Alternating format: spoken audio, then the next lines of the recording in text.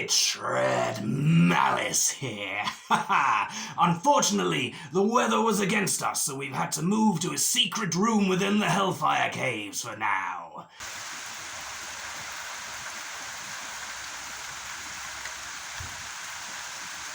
But it's okay, because I'm still here to lead you through the scary, the spooky, the kooky, the ridiculous, and the utterly sublime. And that's just... Oh, this side. And that's just... Oh. No cutaway camera inside, apparently. That'll take a bit of getting used to. Never mind, it makes no difference. For now, we have this week... The Phantom from 10,000 Leagues. What's a phantom doing at the bottom of the ocean? 10,000 leagues? What's that? 34,500 miles? That's pretty deep. Well, that title may not be 100% accurate, but we shall find out. We shall find out. And it was directed by Dan Milner in 1955.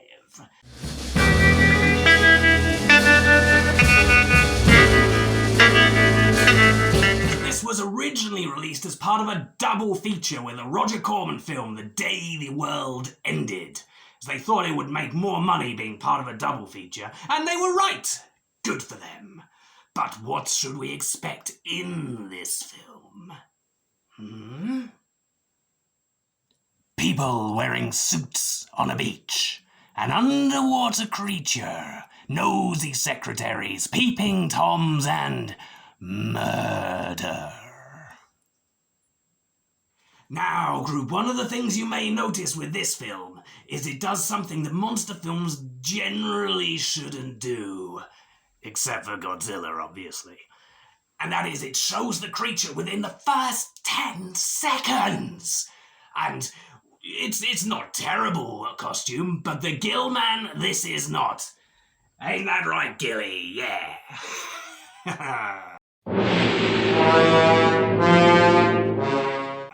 So, without further ado, let's check out the Phantom from 10... Wait! Is the Phantom coming to the surface and scaring people there? Or are they having to dive all the way down and then it's scary? Because, just... don't go there. Although I guess you could say that with any haunted house. It's tricky. Well, let's find out anyway. On with the show.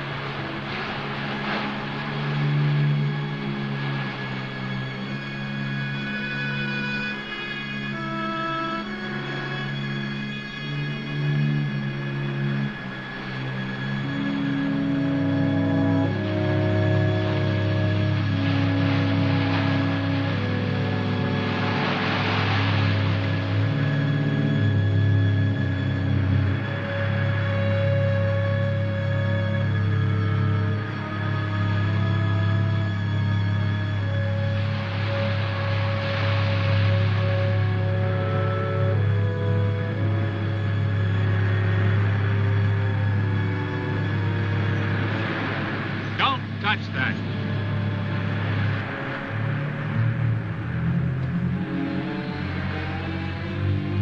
William S. Grant, Special Investigator.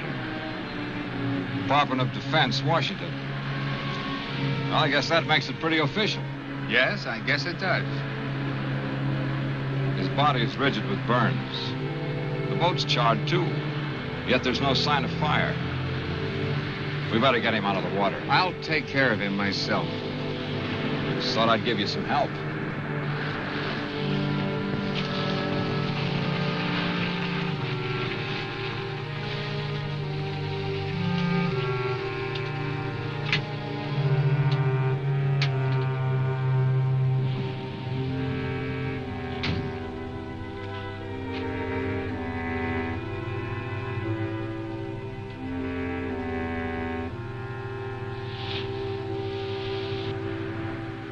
Now that you've got all my vital statistics, let's have yours. Name, address, occupation, things like that.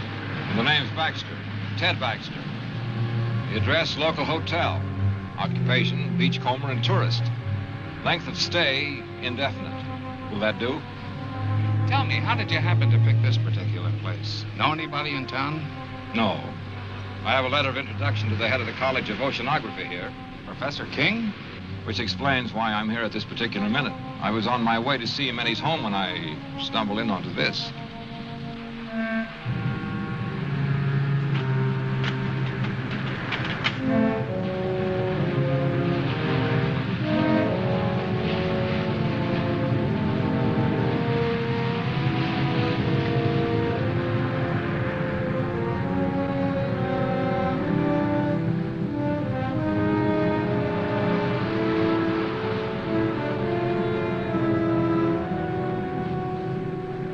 Come out of there!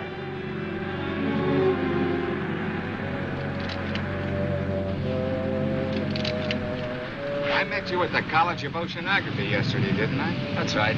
I'm George Thomas, Professor King's assistant. You seemed a little anxious not to be seen. Well, I saw two strangers standing over a corpse. Not being the hero type, I decided this was no place for me. You planning to do a little diving, Mr. Thomas? This late at night? I'm an oceanographer. The ocean's my business, day or night. Anything particularly interesting around here? You'll keep out of this. You better not do any diving around here for a while. I want you to forget that you were even here tonight, understand?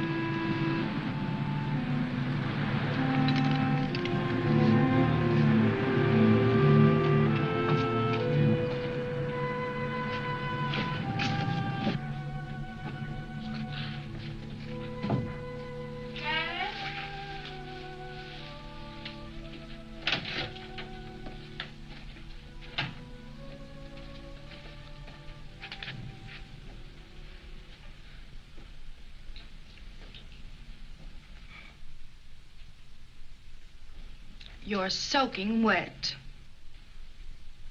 So I am. I saw a wonderful marine specimen. I went in after it.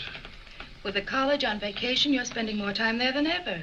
I hardly see you anymore. I've never seen you this detached from me, from reality. I'm working on breathtaking things, Lois. Great things. And you still won't tell me what it is? Not yet. You've got your own staff consumed with curiosity. Even your secretary has asked me if I know what it is you're doing behind that tightly locked lab of yours. She's a sneaking, prying female. I should fire her. And I suppose George is quizzing you, too. A little. I think he feels a deep resentment because you've cut him off from your work so. He's an opportunist, not a scientist. I don't trust him nor Ethel. They're both spying on me. I'm not here. I'm in bed. I've been in bed an hour. An hour, you understand?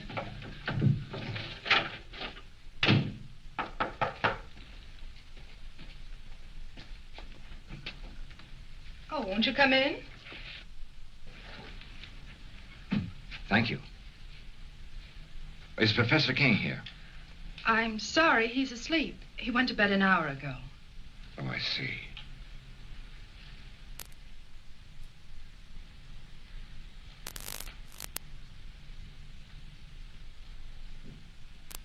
Are you sure the professor's asleep? Tell him that Ted Baxter's here. It's urgent. What do you want him for? Please tell him.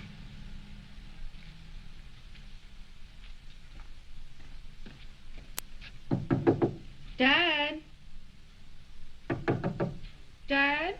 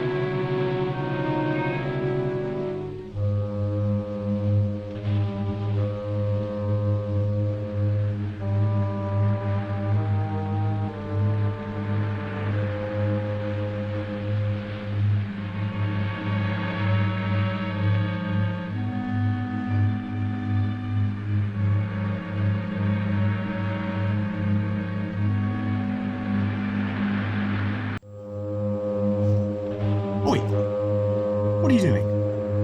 I'm the only peeping Tom around here. Swing your bloody hook.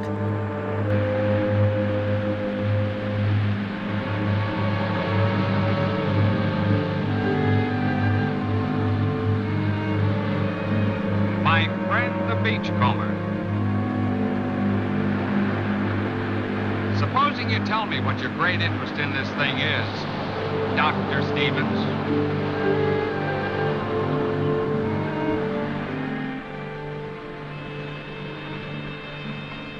You work fast, don't you? Oh, I've learned quite a lot about you, Doctor. You'd be surprised how well Washington knows you. Care to hear how famous you are? Dr. Stevens, oceanographer, one of the leaders in this field, author of 2 highly controversial books, Biological Effects of Radiation on Marine Life and Nature's Own Death Ray. You have been busy, Mr. Grant. There's more. Dr. Stevens, in a laboratory experiment, successfully activated the hydrogen isotopes in heavy water to form an atomic chain reaction.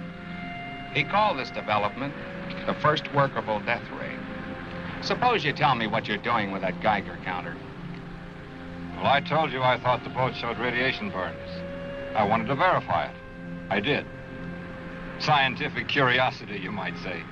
And using the phony name, what's that for? That's for reasons of my own. I watched you yesterday. The way you looked out there as if you expected something like this was going to happen. Am I to consider myself a suspect? What happened out there seems to tie in pretty closely with your own experiments. The evidence, if you can call it that, was highly circumstantial. Washington tell you anything else about me? Enough to make me keep my eyes on you.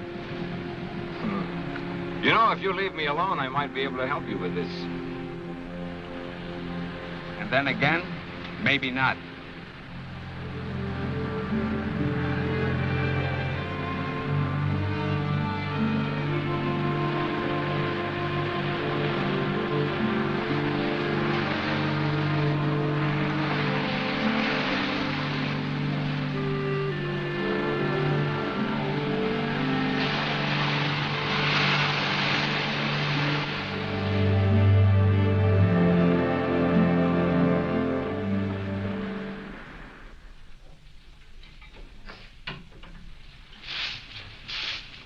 Morning, Miss Ethel. Morning, Andy. They found Willie Harrison's boat this morning, burned like the others. They ain't found his body. That makes 3 the Phantom's got.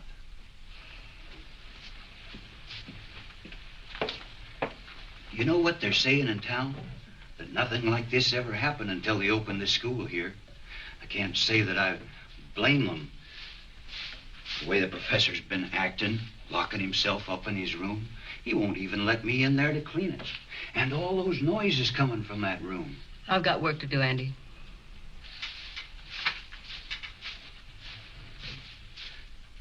And that young one, George. What about George?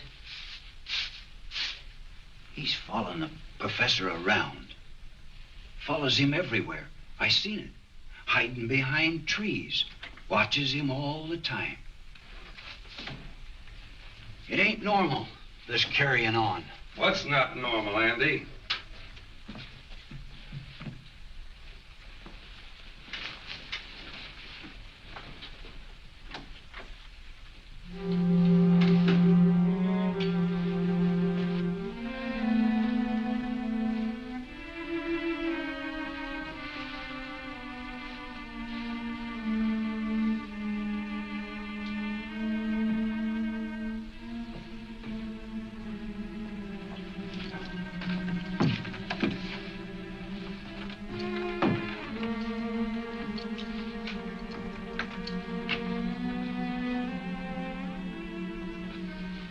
I'm not to be disturbed. You understand?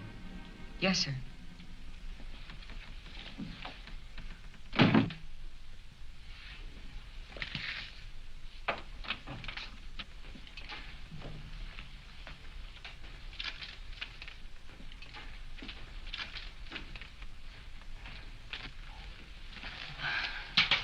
What have you got there, Ethel? Nothing, just a piece of scrap.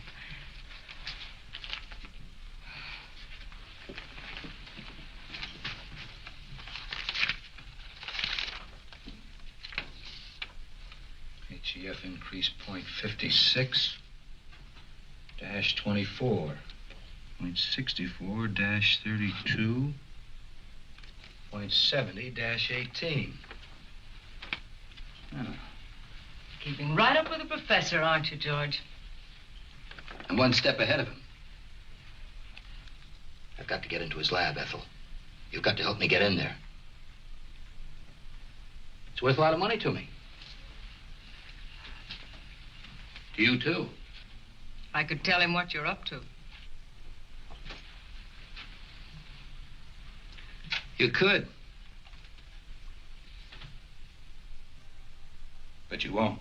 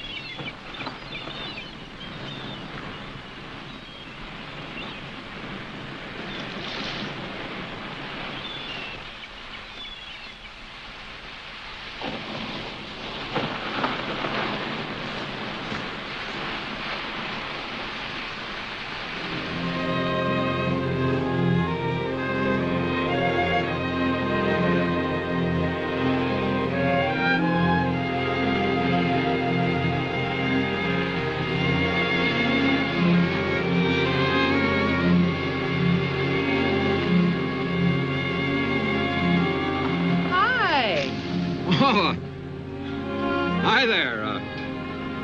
Tell me, how did you leave your house? Through the door or through the open window like your father did last night? Through the door. I leave the window exits to Dad. Join me in a swim? No, I'm a little winded. How about you joining me in a rest? Maybe I can pick up some of that color you have. Care for a cigarette? No, thanks. Is something the matter? No. You seem a little nervous, Mr. Baxter. Why don't you call me Ted? Mr. Baxter sounds so formal, especially here at the beach. All right, Ted. Oh, it's too nice just to sit around. If you're not coming in for a swim, then I think I'll go in alone. Now, look, you can't go swimming. I don't like being told what to do. Well, it's not a case of my telling you what to do. It's just that it isn't safe out there. I think you're being a little ridiculous. Look, I've spent all my life near the water. I can handle myself under any situation. But I'm afraid you can't in this one. I'm going to insist that you stay out of the water at least for a while. Insist? Yes, you must trust me. You really mean that, don't you? I really do. Let's just say that I'd feel better knowing that you were safe here on the beach. For personal reasons. You ought to do that more often. Do what? Smile. I like it. Oh. Well, all I need is a bit of encouragement. And you've given that to me.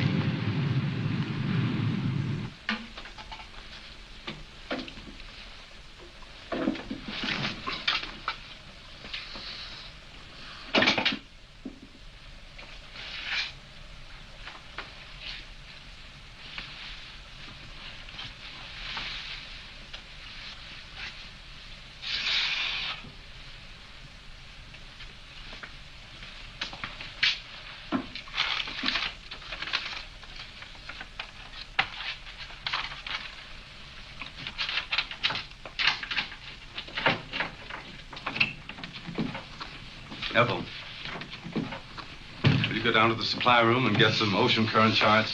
Yes, sir. Professor King, I wonder if I might have a few words with you alone. Ethel, I believe you were on your way down to the supply room. I called on you at your home last night, but you'd gone out for a walk through an open window. Yes, my daughter Lois told me that a Mr. Baxter had called. I got a terrible scolding on your account. I'm afraid you ruined my favorite device for getting out of the house when I can't sleep. Professor, I saw a fisherman's body washed up on the shore last night. These men get very careless. They think they rule the sea, but it's just the opposite. The sea rules us, Mr. Baxter. This man wasn't killed by a natural force. His body was rigid with radiation burns. I think whatever killed him was man-made. Indeed. Very interesting. Although not within my scope as an oceanographer. Just what is it you want of me, Mr. Baxter? Well, I'd like a detailed study of the ocean in this vicinity, the depth and the composition of the floor, anything that you might have. Take a little time to gather them. I'd like them as soon as possible. Oh, I told my daughter I wouldn't work this afternoon. Why don't you come to the house about 3? Say, if you get there before I do and Lois is out, just go on right in. The house is generally unlocked. Well, that'll be fine. And by the way, I take it you are working with Mr. Grant, the federal investigator. You might say so.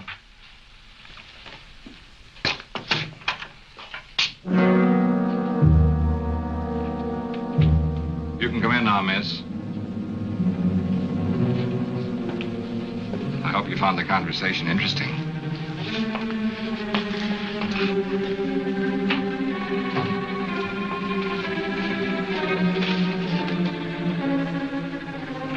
You're an inquisitive woman, aren't you, Ethel?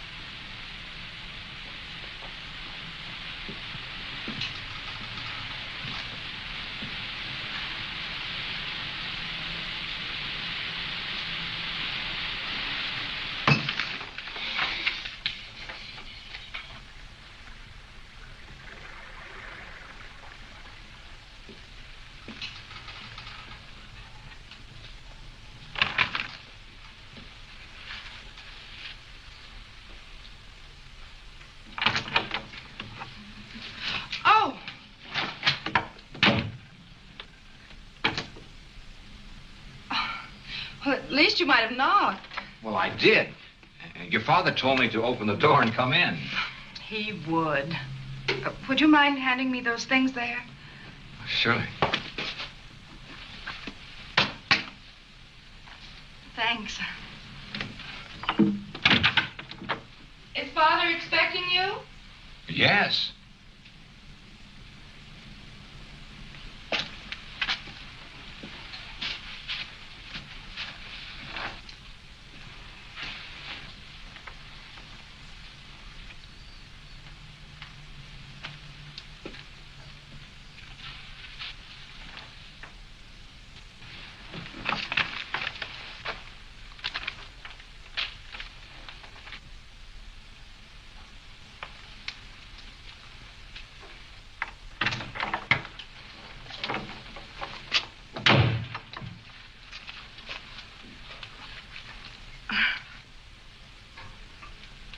Would you mind helping me with this zipper?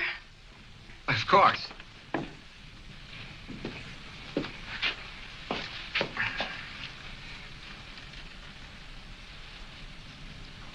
You're an awful long time with that. Mission completed. Sorry to say. Hello. I'm sorry I'm late. Well, now that Dad's here, will you excuse me? Oh, surely. I hope these are what you wanted. Dr. Stevens.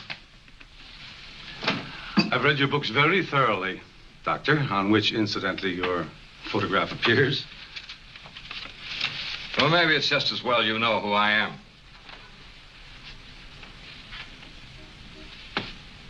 Have you charted the area around Baker's Cove?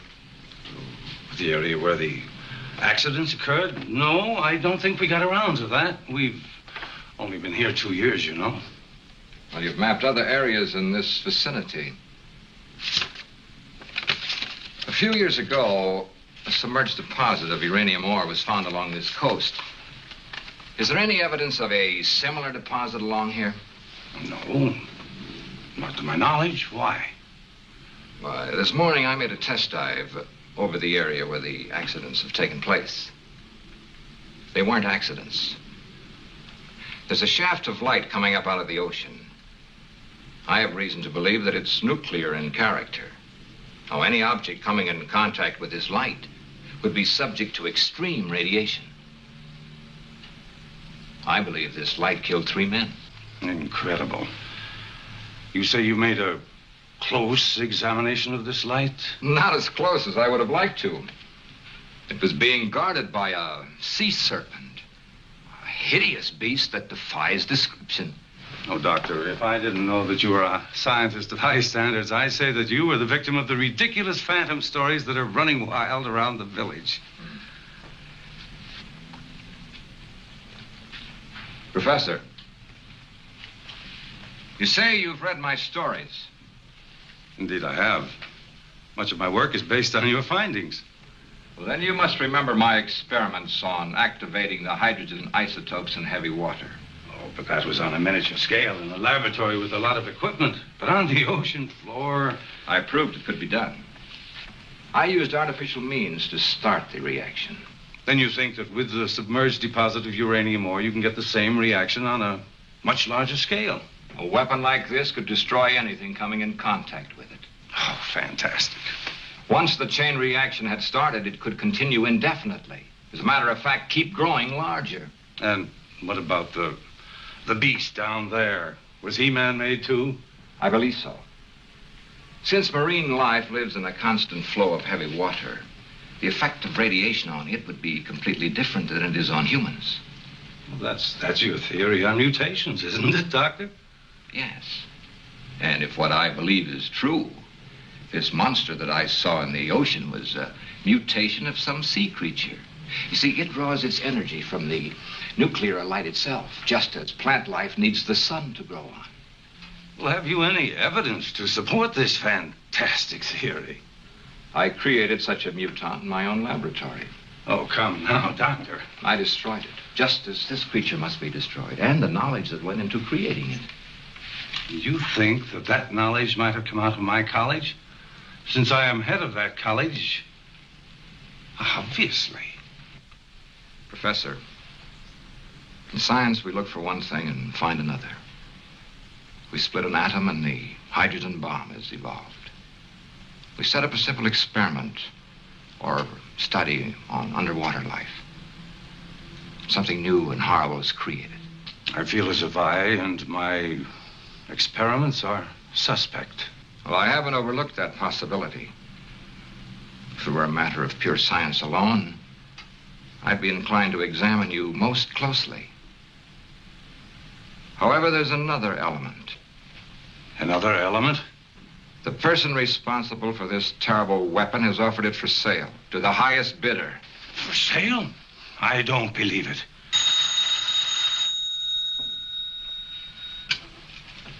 Hello. Yes, Mr. Grant. We'll have them ready for you in the morning. That's right. Goodbye. Grant's going to make a dive in the morning. He's borrowing some equipment from us. We can't let him go down there. Why not? Well, in view of what you told me, I thought, well, it's not safe for him to go down there. Why are you staring at me, Doctor? You seemed so skeptical when I told you the results of my test dive. Yet you show genuine concern for Mr. Grant's safety. Good day, Professor.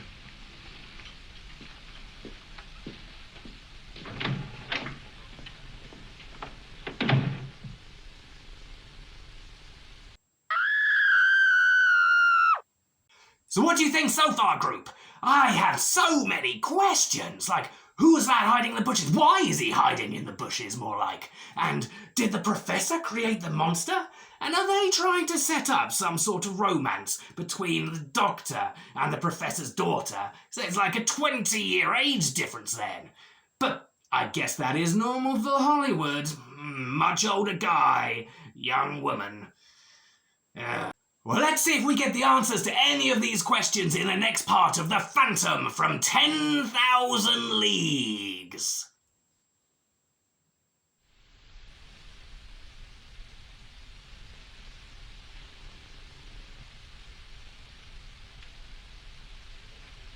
Ethel. Did I startle you? I'm sorry. I didn't hear you come out. I forgot to tell you, Mr. Grant wants to pick up a full set of diving equipment tomorrow. Have it ready for him. Yes, sir.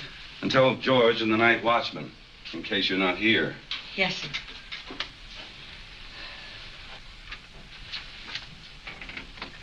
Ethel, I consider you an intelligent woman. A bit bitter, perhaps. No great lover of mankind, but still intelligent. I'd like your opinion. What would you consider a just punishment for a man or woman who would betray his fellow man for money? One who would take a scientific discovery of monumental scope and use it to line his or her pockets. I don't know. Would you consider death just? Well?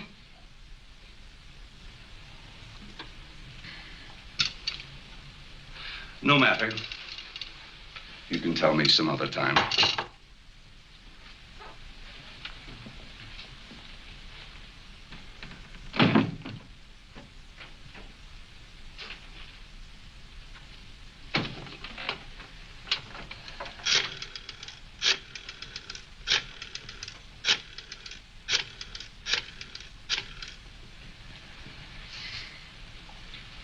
Hello. Get me Mr. Grant, please.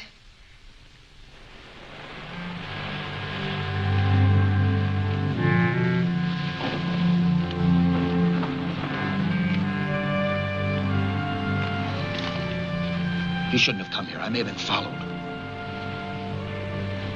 There was a time when you would have welcomed me under any circumstances. We've got federal men investigating. They must know something. They're planning on making a dive tomorrow. A dive? They've got to be stopped. How? That's your problem. You shouldn't have come here. I had to. I got a cable from Antwerp. I'm to fly there in 2 days.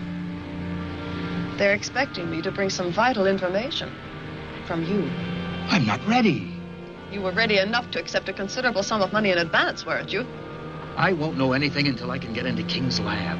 Then get in. Butt your way in. I tried that with his secretary. It didn't work. You're facing some serious problems, George. You have 2 days in which to find the answers. I'll be leaving for Europe the day after tomorrow. Where will I find you?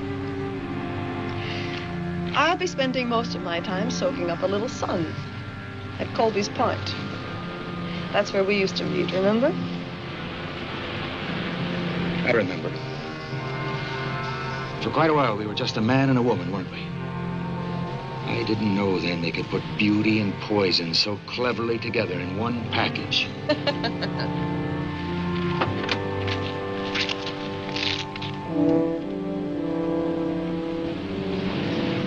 Colby's Point, remember?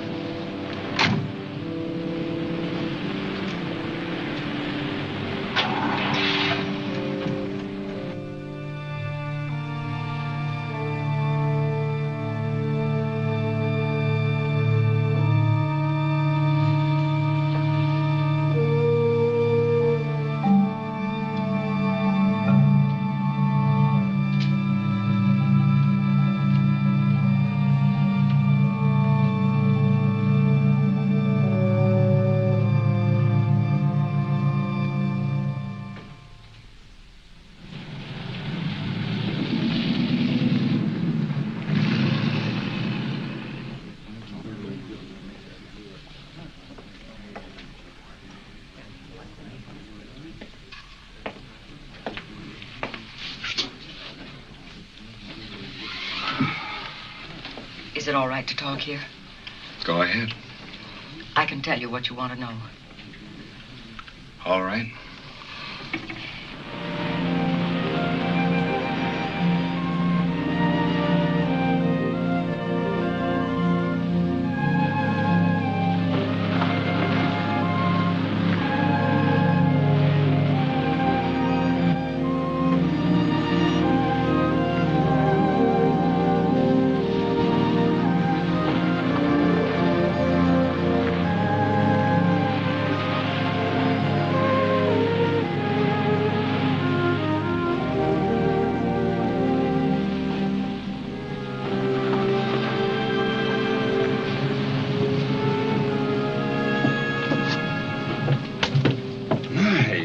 Lovely. Thank you. I hope my caller feels the same way about it. I'm sure he will. Dr. Stevens is very observing. He's a bright young man. Sometimes I think he's too bright. Too bright? I don't understand what you mean. Oh, just an old coot thinking out loud. You know, science is a devouring mistress.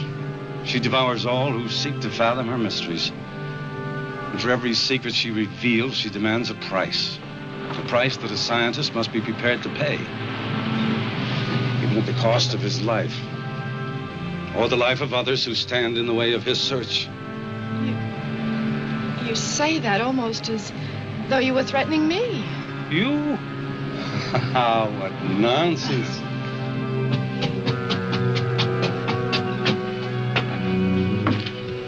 Good evening. Good evening. Evening. I dare say you two won't mind being left alone.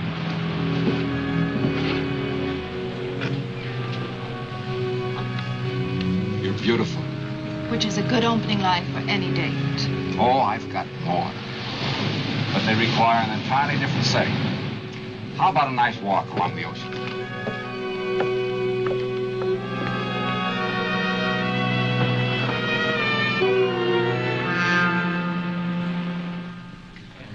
He may fool the rest of you with his soft voice, but not me. He's a killer. You can't accuse King of treason just because you hate him. I'll accuse him of anything.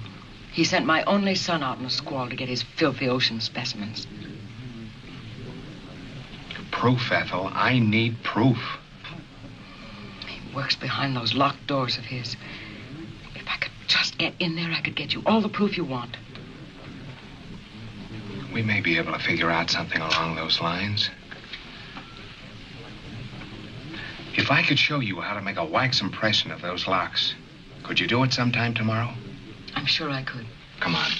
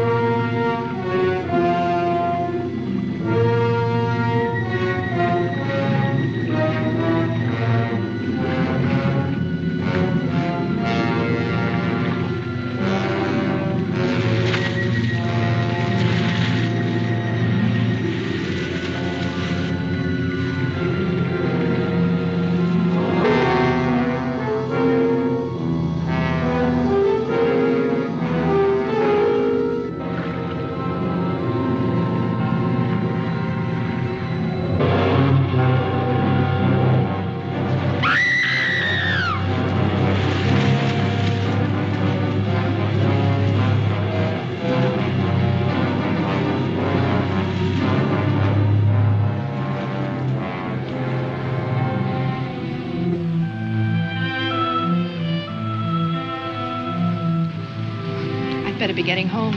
It's late. It's been a lovely evening. Yes, it was pleasant. And it did go fast.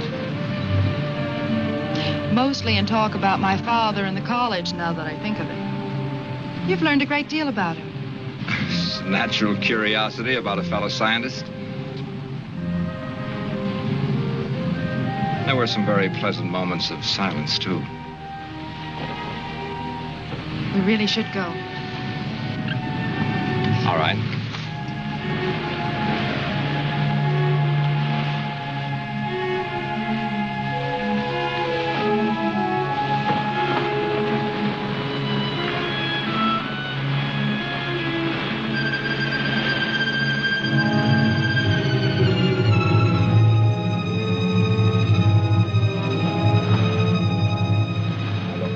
You go home and call Bill Grant. You'll find him at the hotel. Tell him I'll wait here for his instructions. Hurry, please.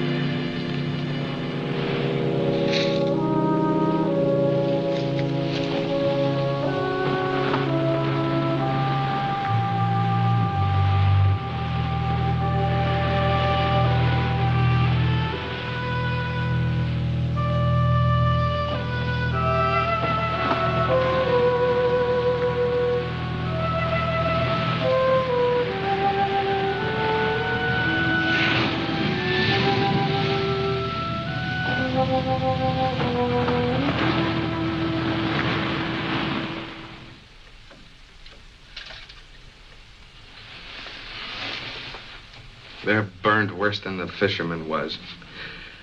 I think it's about time we did something about this. We? Am I off your list of suspects?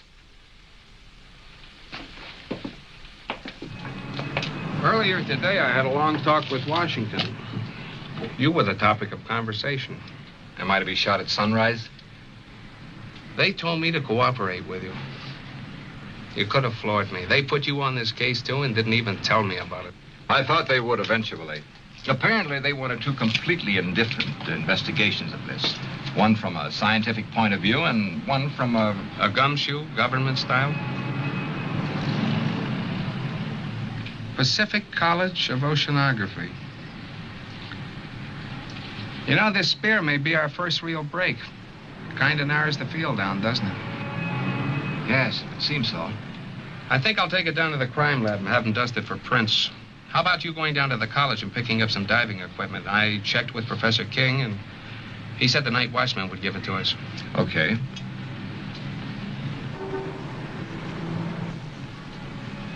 What do you say we make our dive about 6 a.m.? Yeah. Bill, I made a test dive yesterday. It's pretty grim. There's a shaft of radioactive light down there. Touch it and you're dead. And if that isn't enough, there's some kind of an animal standing guard over it. Then there really is a basis for these phantom stories? I'm afraid there is. This'll take care of it. And I won't miss. Now, my principal interest is the light ray. Now, you will have to draw whatever it is down there away so I can get a good look at that light. And Bill, now it isn't going to be easy or pleasant.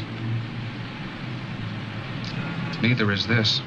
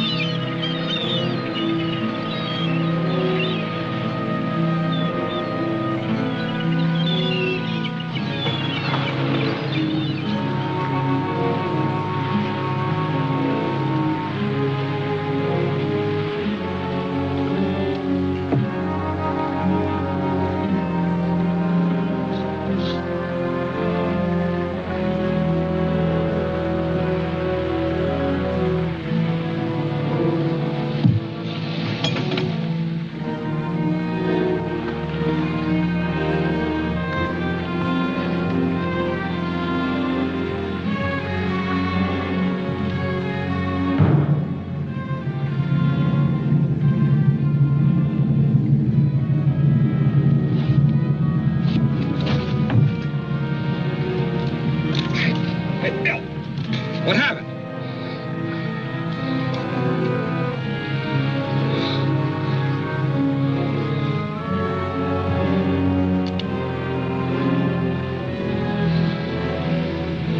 Still want to go in? Feel all right? Okay.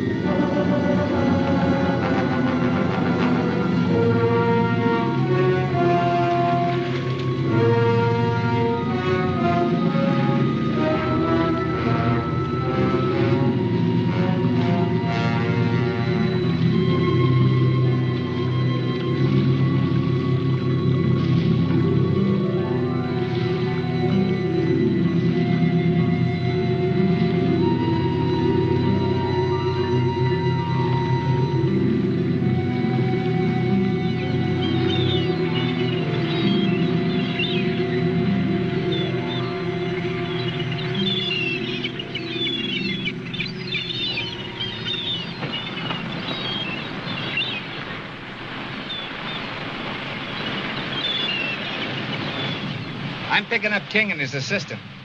What for? The poison in that mask came from the college, and so did the spear that was fired at you. So we can prove a charge of attempted murder. That's not what we're after. We want to know who created that thing and how to destroy it. Don't you understand, Bill? It's the knowledge, the know-how that went into making that ray. That's the real danger. It all ties together. We were getting too nosy, so King tried to get rid of both of us. Maybe it was George. Maybe both of them. The secretary could be tied into it for all we know. Now, roll her out. We were, well, talking. She tells me she can prove that King's behind this whole thing. Prove it? How? I rigged up a set of keys for her to get into his laboratory. She tells me all the proof I need is right in that room. I hope she's right. We'll know tonight.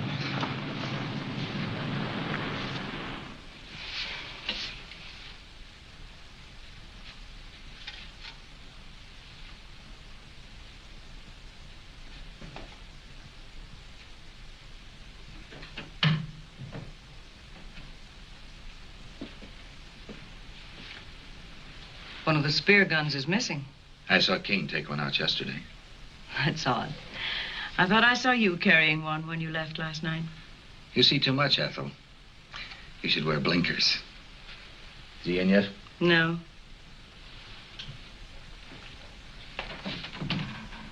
I've got to get in there today. Break the door down. He mustn't know, Ethel. This is important to me, as important as staying alive.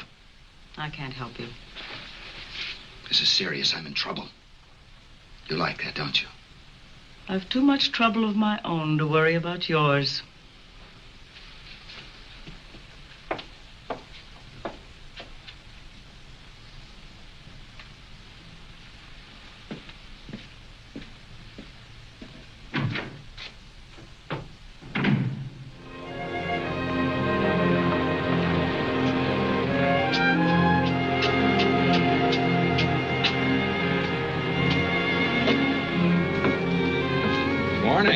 Good morning. Dad told me that you and Mr. Grant made a dive. Yes. I'm glad I learned about it after it was all over. I phoned the college. They told me your father was at home. He was terribly upset when he heard the news. The boy, the one in the boat, he was one of his students. Oh, that's a shame. I'd like to talk to your father.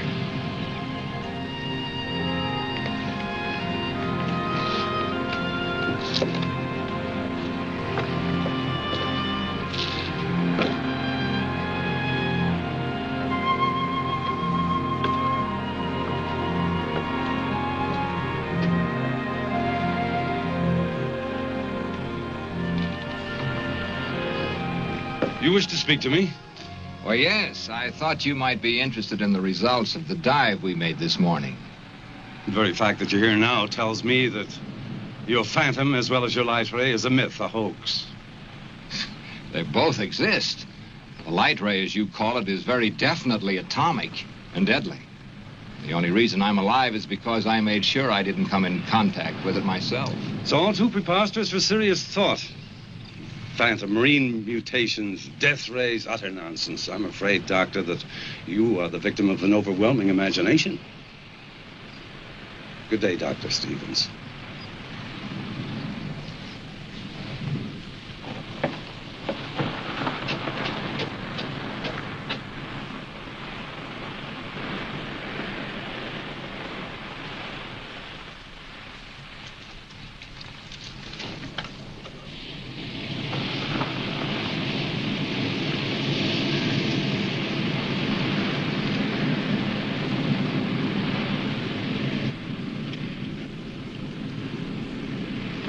You don't look well, George.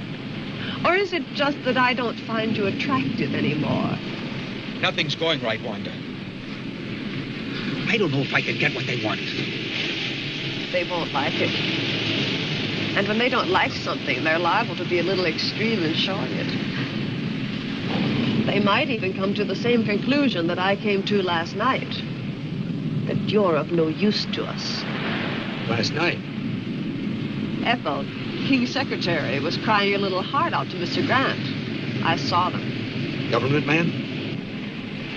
I couldn't hear what they were saying, but I'm pretty sure I caught your name. She knows enough about me to...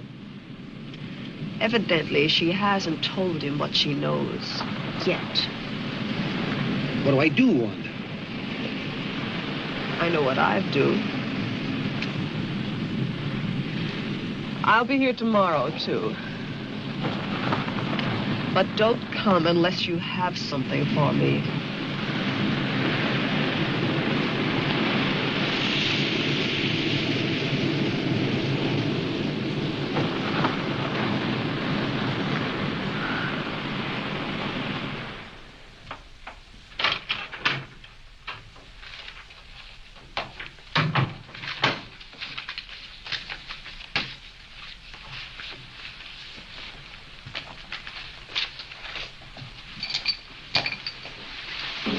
You're working very late tonight, aren't you, Ethel? I had some work to clean up. Good night.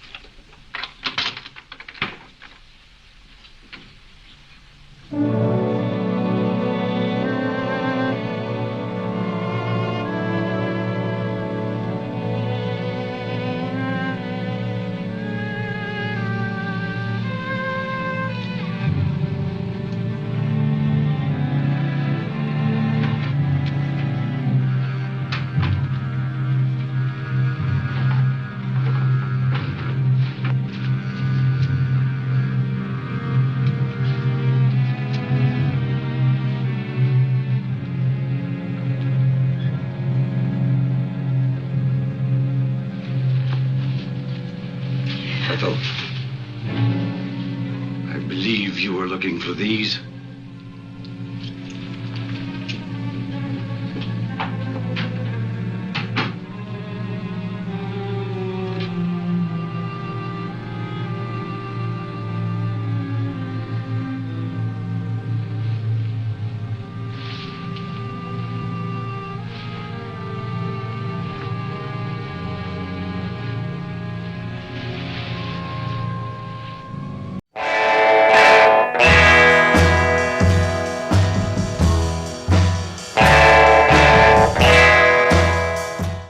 You know, I don't think they really have to worry too much about this beast. It's not a pressing emergency. Beast, Phantom, it's a beast, clearly. Because that's a very empty beach. There's no one on it ever. Those people who died, it must be a restricted beach and they were trespassing, so they brought it on themselves. That's how the law works. I assume. Anyway, there was one bit in the film that I really liked, the little speech the professor gave. Let me recreate it for you. Ethel, I consider you an intelligent sea creature. A bit bitter, perhaps, no great lover of humankind, but intelligent nonetheless. I'd like to get your opinion on something. What do you think should be the punishment for a man who has chips but does not use ketchup?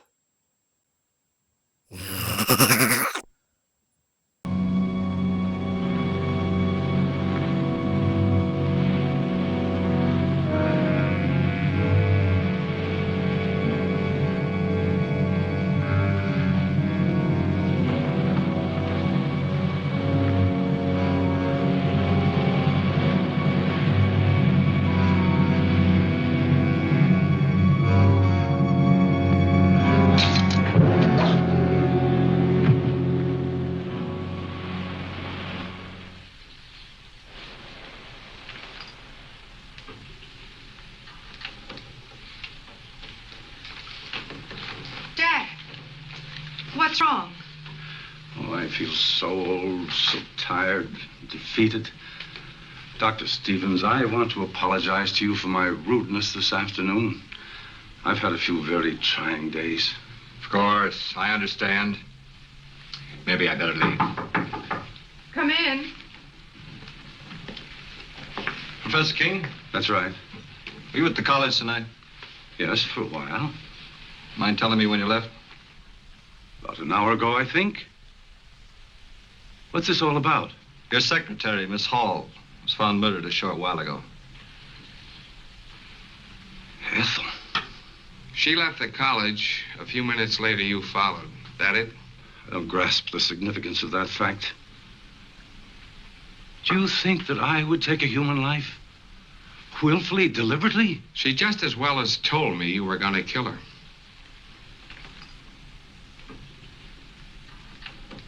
She was killed with one of the college's spear guns. Am I being formally charged with this horrible thing? Not yet. But it's just a matter of time. Come on.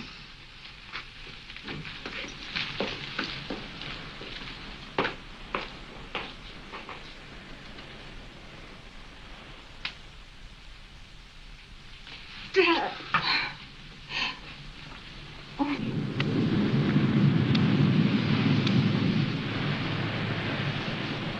We just gonna sit here all day? There isn't much else we can do till the sheriff gets here with his report. No, it's just like I killed Ethel myself. I rigged the keys for her to get into King's laboratory. That's it. That's what we ought to do. Get into that room of his. Well, assuming that it was King, which is something I'm not ready to do, he could have destroyed everything in his laboratory if he found Ethel in there. His equipment, his notes. Don't you see, Bill, it's what's in his mind or George's that's important. Notes? Wait a minute. Ethel gave me this at the restaurant. She copied it from King. Mean anything to you?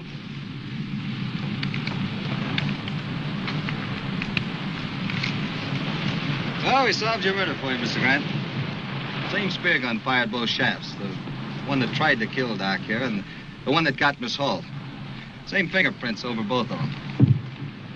They were George Thomas's, King's assistant. The dumbest killer you ever saw. Left the spear gun in his car. Same prints all over it. And to clinch it, he didn't come home last night. I guess I'd better put in for retirement. I sure had this one figured wrong. I called the college to tell the old man he was in the clear, but no one answered. He's probably at home. I think I better go tell him. Tell the old man I'm sorry. I kind of have an idea where we can get George. Want to come along? Might be able to use some help. Come on.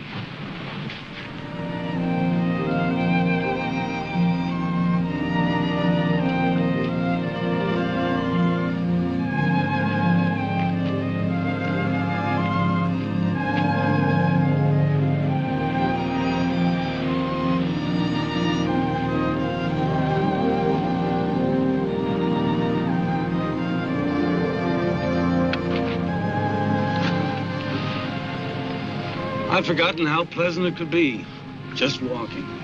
You see, it's not so hard to take a day off. We'll do it again. I doubt whether the trap would permit it. The trap? Knowledge sometimes has steel jaws, like a trap, and it can either destroy the hunter or the hunted. You frighten me when you talk like that. And I promise not to.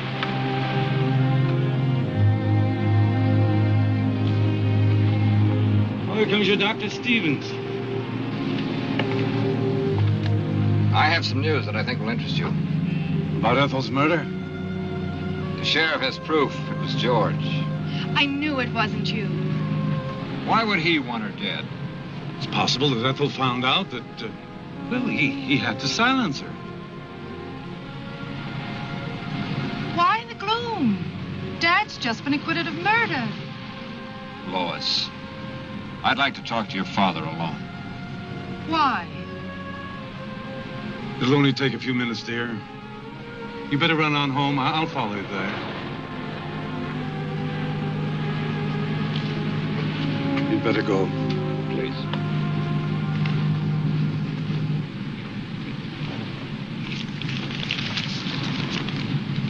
Ethel gave this to Mr. Grant. She said she copied it from your notes. Intensity increase readings of the light shaft. You called it HEF. Hydro Energy Force. You're quite right. There is a uranium deposit on the ocean floor. How did you activate it? That, Dr. Stevens, is my knowledge and mine alone. But it must be destroyed. It started with a simple animal experiment. One of yours, Doctor. I thought so. And I advanced it way beyond the scope of your imagination. Didn't I? Don't tell me how you created it. Tell me how to destroy it. I don't know that I want to. But, Doctor, you're not free to do as you wish. 5 people have died as a result of that thing. You're quite right. But just give me 1 hour to think about it. It's a decision that's not easy to make. I have no other choice. Thank you. I'll meet you here. And, Doctor, stay with Lois. She'll need you.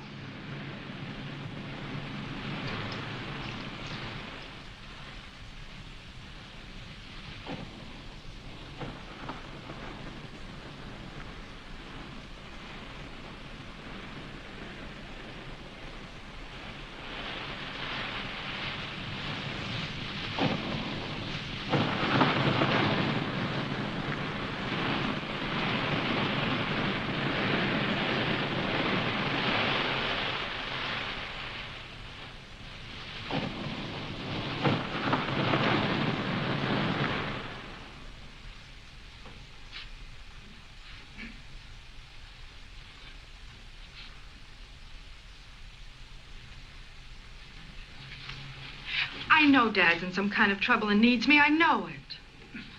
But your father asked you to wait here. I can't. We've got to find him. Do you know where he might be? Well, he possibly could have gone to the lab. Well, then I'm going there. No, now, wait a minute. Do I have to go alone, or are you coming with me? Perhaps you're right. You can't do any good here just waiting. Let's go.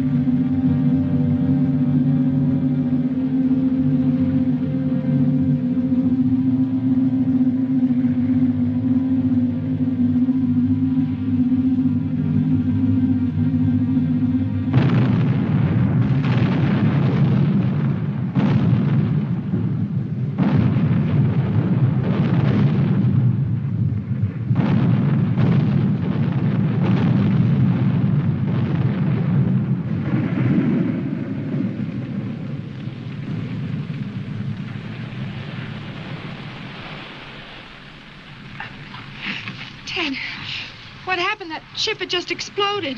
Lois, I've got to find your father. You can't mean that Dad had anything to do with this. I haven't got time to talk. Ted?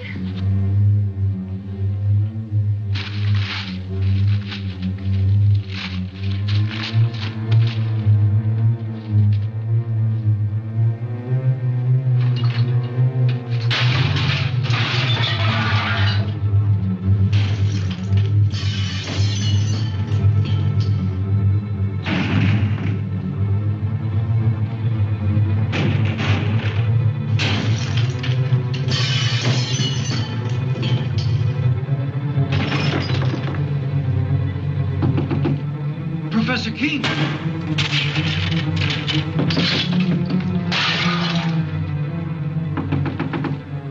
Professor King!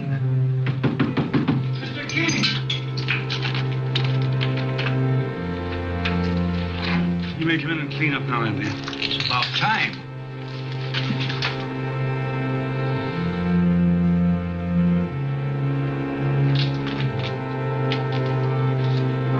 What in the world is that? Do you mean to say that's one of God's creatures, Professor? No, Andy, that's one of man's follies, and I pray God there'll never be another one.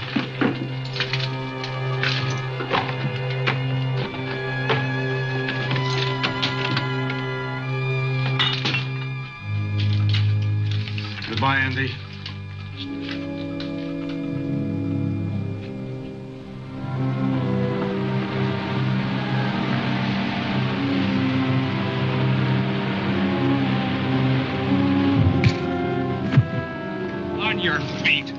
figured you'd show up here sooner or later. What do you want of me? Just a confession to Ethel Hall's murder. We found a spear gun in your car. Ballistic tests and fingerprints pretty well tie you into it, mister. You weren't very clever about it. Neither was your girlfriend, Wanda. No, I guess I wasn't. I should have learned more of my teacher. He killed in wholesale lots. What are you talking about? Professor King. He planted that thing out in the ocean. What's he mean, Bill? I think I know. Can you handle him yourself, Sheriff?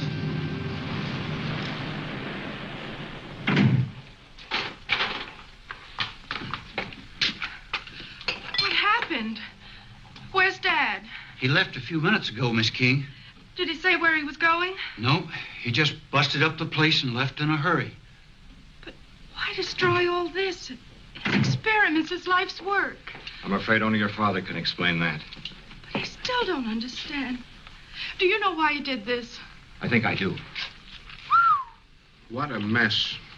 King? Yeah, I left a few minutes ago. Probably headed for the beach. We're on our way there now. Let's take my car. Come on, we can hurry.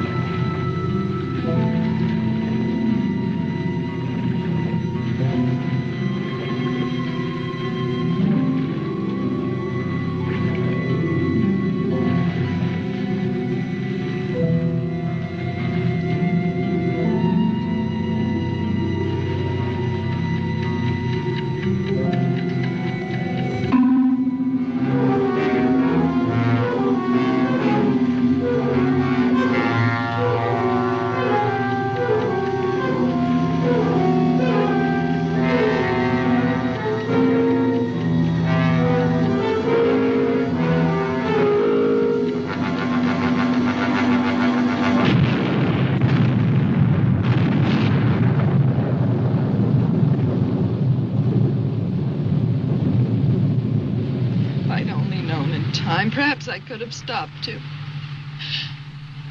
I know he meant this power to be used to help humanity, not destroy it. I'm sure he did. And he paid for his mistake. Nature has many secrets that man mustn't disturb. And this was one of them. I know.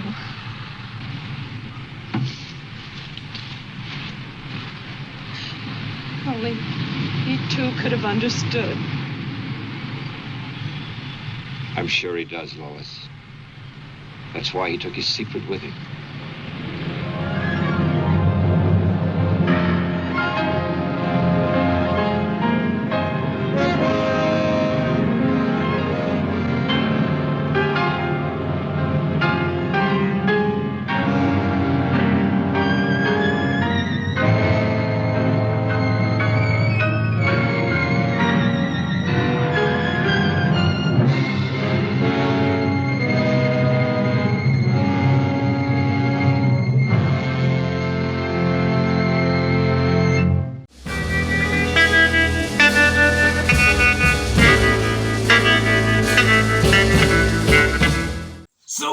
What did you think of the Phantom from 10,000 Leagues?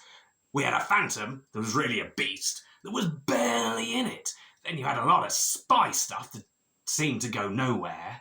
And then you had the peeping Tom who killed the secretary for no reason that I could fathom. Ha ha ha! Get it? Fathom? Because that's like an underwater thing. Ha ha ha! Anyway, should this go in the cauldron of shame or not? I'm on the fence about it. But I'll let you decide. Let me know. You can let me know in the comments below, or you can email me at maliceshred@gmail.com. And so, that ends another episode of Watch with Malice. The next episode will be out in 2 weeks. So until then, well, do what you want. It doesn't bother me.